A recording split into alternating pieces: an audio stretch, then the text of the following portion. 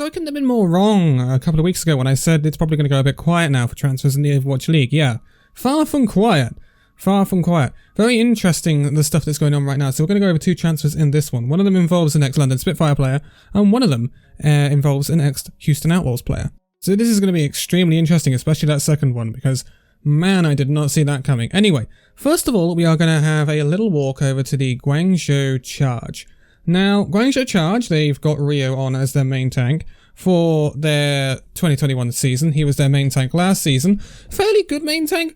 He was consistent, but I wouldn't say he was outstanding on the main tank role when you compare him to the top main tanks of last year, like Smurf and Fearless. He definitely wasn't up to their level. Now, Guangzhou Charge have decided to take on another main tank. And this was a main tank that I didn't expect to be in the league this year, considering some of the news we heard back along. This is Jihan. So, Jihan was at the London Spitfire last year, and he came in as a majority ball player, and I liked Jihan as a main tank, to be quite honest. We didn't see him much at the Spitfire, but when we did, he looked good. And, notably, he played Orisa against the Hangzhou Spark in one of the Spitfire's matches. The last match he actually played for the Spitfire, and he 3-0'd Hangzhou Spark in that match. I really don't understand why Jihan didn't get more playtime last year at the London Spitfire over J-Mac. I think he was a very good main tank, and I think he got hard done by that team. So I think he's worth being given another shot. Now, he went and actually played for A-Bang, I believe, in the Gauntlet, and did okay with them. They represented the Pacific region in the Gauntlet, but they imported a lot of Korean talent to keep up with the opponents they were up against. But then Jihan retired, and I thought he was gone, but now he's back at the Guangzhou Charge. So this is going to be very interesting to see how he does here. And also to see how he's utilised by the Charge. Whether he'll be played sometimes over Rio, whether he's an understudy to Rio. I think there could be uses for Jihan here.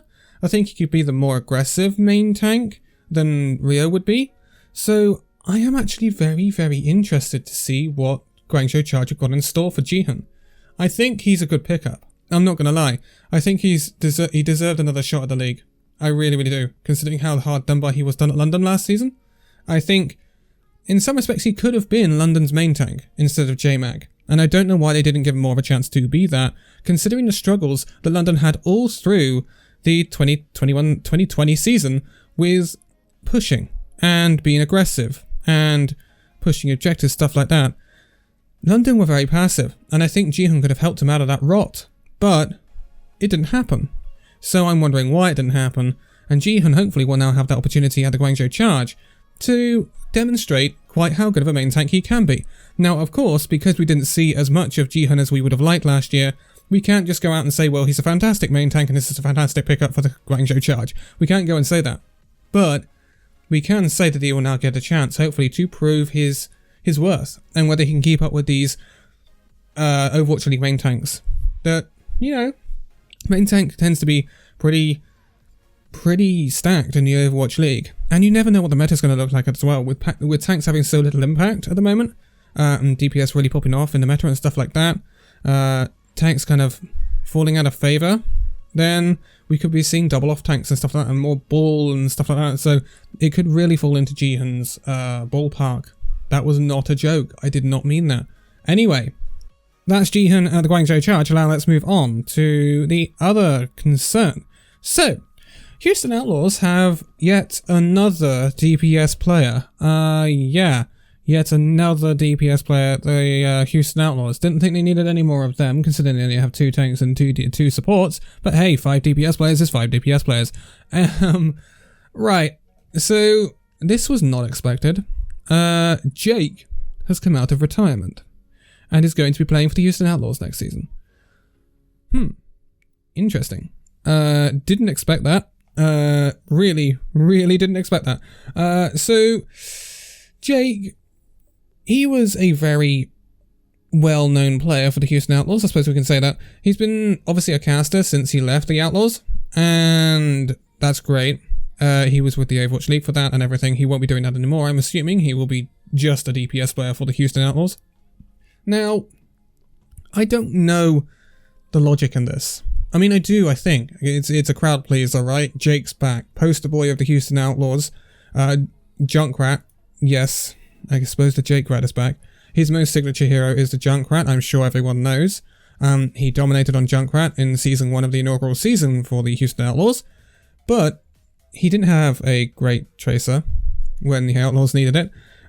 He has got some good other picks though, so I don't really know where Jake fits into this. When you look at the DPS lineup for the Houston Outlaws, they got Dante, they got Hydration, who is now apparently back on the DPS role after being on tank. You've got Happy, who's obviously the hit scan.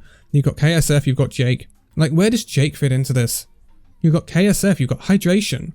You've got two incredible flex DPS players. You've got Dante and you've got Happy, two great hit scans, and Dante's a really great close range hit scan with a Tracer and Sombra. So where does Jake come in? Like, where does Jake come in? I don't understand. I really don't understand where Jake fits into this lineup at all. It's a great crowd pleaser for Houston Outlaws, and I'm sure their fans are going to love to see Jake back. How much playtime do I think Jake is going to get? Not a lot. If I'm honest, not a lot.